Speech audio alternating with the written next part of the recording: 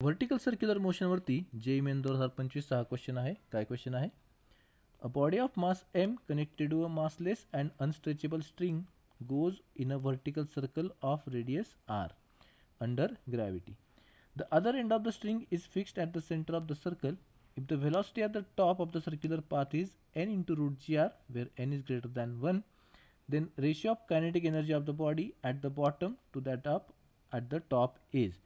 म्हणजे बॉटममध्ये kinetic energy आणि टॉपमध्ये कायनेटिक एनर्जी याचा रेशो आपल्याला काढायचा आहे.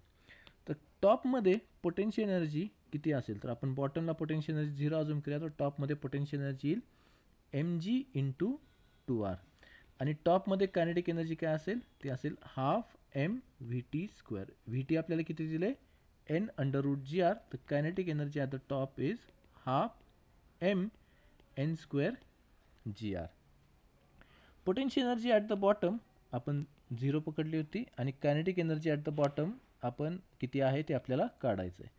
तर आपण कन्झर्वेशन ऑफ मेकॅनिकल एनर्जी जर लावलं तर potential energy at the bottom plus kinetic energy at the bottom should be equal to potential energy at the top plus kinetic energy at the top. Potential energy at the bottom 0 आहे, तर kinetic energy at the bottom will be equal to potential energy at the top किती आहे mg into 2r plus kinetic energy at the top किती आहे half m n square g r. तर आपल्याकडे kinetic energy at the bottom आपल्याकडे येते half m g r into n square plus 4. तर kinetic energy at the bottom upon kinetic energy at the top किती येईल आपल्याकडं, तर ते येईल kb upon kt is equal to n square plus 4 upon n square. तर correct answer आपला आहे ऑप्शन ए.